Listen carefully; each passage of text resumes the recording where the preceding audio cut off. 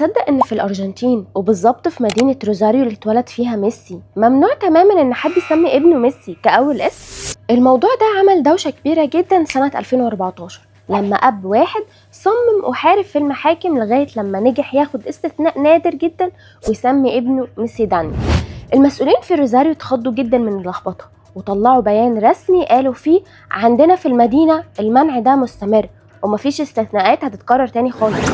بس الحقيقة ان المنع ده مش قانون اتعمل خصيص عشان ميسي، ده قانون عام موجود في الارجنتين من سنة 1969 بيمنع استخدام القاب العائلات كاسم اول للمواليد عشان السجلات ما تبقاش متلخبطة. بما ان ميسي هو لقب عيلة الاسطورة ليونيل فهو بيقع تلقائي تحت المنع ده، وسبب تمسكهم بالقانون واضح، ميسي عنده شعبية جبارة ولو فتحوا الباب كان ممكن نص مواليد الارجنتين يتسموا ميسي، وتخيل بقى البطاقات والمدارس هتبقى عاملة ازاي ومحدش هيعرف يفرق بين ميسي وميسي. ودلوقتي اللي عايز يكرم الاسطوره عندهم بيسمي ابنه ليونيل او ليو وخلاص. وطالما وصلنا لحد ان اسم واحد ممكن يبقى ممنوع بالقانون، اعرف ان اللي جاي اغرب من كده بكتير. تعالوا نلف على قارات الدنيا كلها ونشوف مع بعض اعجب واغرب القوانين اللي ممكن تتخيلها. احنا لسه في امريكا الجنوبيه، هنروح لكولومبيا وتحديدا في مدينه صغيره اسمها ايكونومزو. العمده سنه 2005 طلع قرار رسمي رقم 91 هدفه يمنع النميمه والكلام في سيره الناس، والموضوع مش هزار. السبب ان الاشاعات والنميمه في المدينه دي كانت بتسبب كوارث حقيقيه وخطيره، زي اتهام ناس ظلم انهم متعاونين مع جماعات مسلحه، وده كان بيوصل لتهجير عائلات كامله واحيانا القتل بسبب الكلام الفاضي. والقانون ده كان بيهدد اي حد بيطلع اشاعه بغرامات ماليه وممكن كمان يوديه السجن. ومن كولومبيا للبرازيل اللي منعت تماما استخدام اجهزه تشويش الاشاره على الراديو او الموبايل في العربيات او الاماكن العامه بتعديل قانوني صارم نزل سنه 2012. والسبب هو عصابات سرقه الشاحنات اللي كانت بتستخدم الاجهزه المتطوره دي وبيسموها بالبرتغالي كابيتينا، يعني الشيطان الصغير. الجهاز ده بيشوش على تتبع الشرطه والجي بي اس تماما، وده عشان يسرقوا البضاعه براحتهم. وعقوبة اللي بيتمسك معاه الجهاز ده بتوصل ل3 سنين سجن، لأن القانون بيعتبرها جريمة تخريب شبكات اتصالات وحيازة أجهزة من غير ترخيص. ومن أمريكا الجنوبية نطلع بقى لأمريكا الشمالية وتحديدا الولايات المتحدة الأمريكية. وعشان نفهم القوانين الغريبة اللي هناك لازم نعرف إن النظام القانوني مقسوم لقسمين، في الحكومة الفيدرالية وقوانينها بتطبق على كل الولايات والبلد كلها، وفي كل ولاية من ال50 ولاية وليها دستورها وقوانينها الخاصة تماما. عشان كده عادي تلاقي حاجة ممنوعة في ولاية ومسموحة في اللي جنبها. في ولاية أريزونا مثلا في قانون صارم جدا بيمنعك تقطع أو تخرب نبات الصبار الشهير باسم ساجوارو. الصبار ده ضخم جدا وشكله شبه الشجر وهو رمز الصحراء الأمريكية، والنبات ده بياخد وقت طويل جدا عشان ينمو، ممكن يحتاج من 50 ل 75 سنة كاملة عشان يطلع أول ذراع منه. عشان كده الولاية بتعتبره ثورة قومية محمية بقانون حماية النباتات. وعقوبته هنا مش هزار، لو اتمسكت بتخرب أو بتسرق الصبار ده عشان تبيعه في السوق السوداء الفعل ده بيتحول لجناية وممكن عقوبتها تودي السجن لمدة توصل ل25 سنة، ده غير الغرامات المالية بتتحسب بالقدم الواحد من طول الصبار. وفي مدينة تشيكو بولاية كاليفورنيا حصلت حاجة غريبة جدا سنة 1983.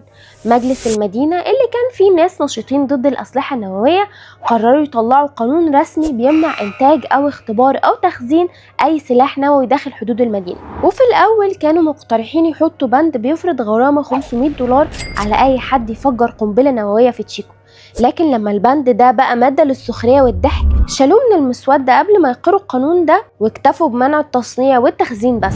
والغريب ان القانون ده لسه موجود فعليا في لوائح المدينة لحد النهاردة. ومن أمريكا الشمالية نروح لأوروبا وتحديدا في مدينة تورينو الإيطالية. صدر قانون سنة 2005 ضمن لوائح حماية الحيوان بيجبر أي حد مربي كلب إنه يفسحه على الأقل 3 مرات في اليوم، لأنه بيعتبروا إن حبس الكلب طول الوقت نوع من التعذيب النفسي والجسدي. ولو الجيران بلغوا عن أي حد كسلان مش بيفسح كلبه الغرامة ممكن توصل ل 500 يورو.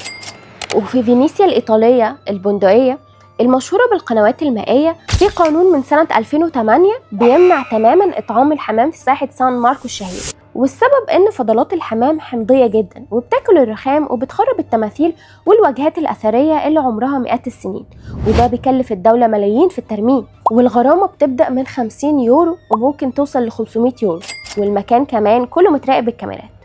ومن إيطاليا نروح لسويسرا، وأكيد سمعنا إشاعة إن في سويسرا ممنوع تشد سيفون التويلت بعد الساعة 10 بالليل. الحقيقة إن الإشاعة دي غلط تماما ومفيش قانون بيقول كده، لكن سويسرا فعلا عندها ساعات هدوء إجبارية من الساعة 10 بالليل لحد الساعة 6 الصبح، ومطلوب منك ما تعملش أي ضوضاء تزعج الجيران، زي إنك تشغل الغسالة أو المكنسة أو تاخد دش طويل صوته عالي، والموضوع بيبدأ بإنذار وممكن يوصل لطردك من الشقة لو استمريت. ومن سويسرا نروح لألمانيا، وتحديدا على طريق الأوتوبان الشهير اللي ما فيهوش حد أقصى للسرعة في أجزاء كبيرة منه. في قاعدة قانونية بتقول إنك لازم تتأكد إن عربيتك فيها بنزين كفاية قبل ما تطلع الطريق ده، لأن نفاذ البنزين وتعطيل المرور هناك بيتحسب توقف بإرادتك وكان ممكن تتجنبه، ومش عذر طارئ خالص. والغرامة بتوصل ل70 يورو، غير إنك بتعرض حياتك وحياة غيرك لخطر مرعب في طريق سرعته جنونية.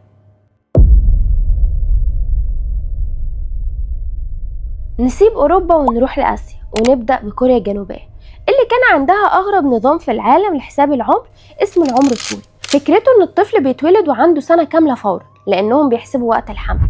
مش بس كده، الشعب كله بيكبر سنة مع بعض في أول يناير من كل سنة. يعني لو طفل اتولد في آخر يوم في السنة، تاني يوم الصبح بيبقى عنده سنتين في الورق، وهو عمره الحقيقي كام ساعة بس. لكن الحكومة الكورية سنة 2023 ألغت النظام ده رسميا، وبقت ماشية بالنظام الدولي عشان تنهي اللخبطة دي، مع استثناءات بسيطة زي سن التجنيد.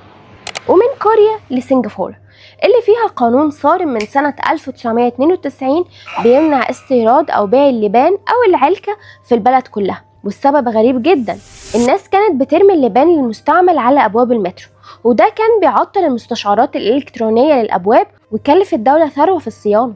الاستثناء الوحيد هو اللبان الطبي بروشتته من الصيدلية، ولو اتمسكت بتهرب أو بتبيع كميات لبان هناك، الغرامة ممكن توصل ل100,000 دولار سنغافوري، وممكن كمان تدخل السجن.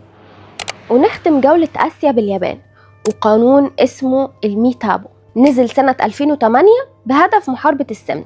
القانون ده بيجبر الشركات والجهات الحكومية إنها تقيس محيط خاص للموظفين من سن 40 ل 74 سنة كل سنة. الحد المسموح للرجالة 85 سنتيمتر، والحد المسموح للستات 90 سنتيمتر. ولو الموظف زاد عن كده بيدخل في نظام غذائي مجبر عليه، والشركة اللي موظفيها وزنهم زايد ومش بتلتزم بالقانون ده بتدفع غرامات مالية ضخمة جدا للحكومة. والهدف هو حماية صحة المواطنين وتقليل ميزانية العلاج. ونختم رحلتنا في أستراليا، وتحديدا ولاية فيكتوريا. كلنا سمعنا الإشاعة اللي بتقول إن ممنوع تغير لمبة بيتك بنفسك ولازم تطلب كهربائي مرخص. الحقيقة إن الكلام ده كان صح زمان جدا لحماية الناس من الصعق الكهربائي، لكن سنة 1998 نزل قانون سلامة كهربائية جديد لغى المنع ده تماما، ودلوقتي تقدر تغير لمبة بيتك براحتك من غير ما تخالف القانون. وبكده نكون خلصنا جولتنا السريعة حول أغرب القوانين الحقيقية والإشاعات المنتشرة. قولولي بقى في التعليقات ايه اغرب قانون صدمكم في الحلقة، وما تنسوش اللايك والفولو عشان تشوفوا الحلقات الجاية. كنت معاكم آلاء في سطر وحضارة. سلام.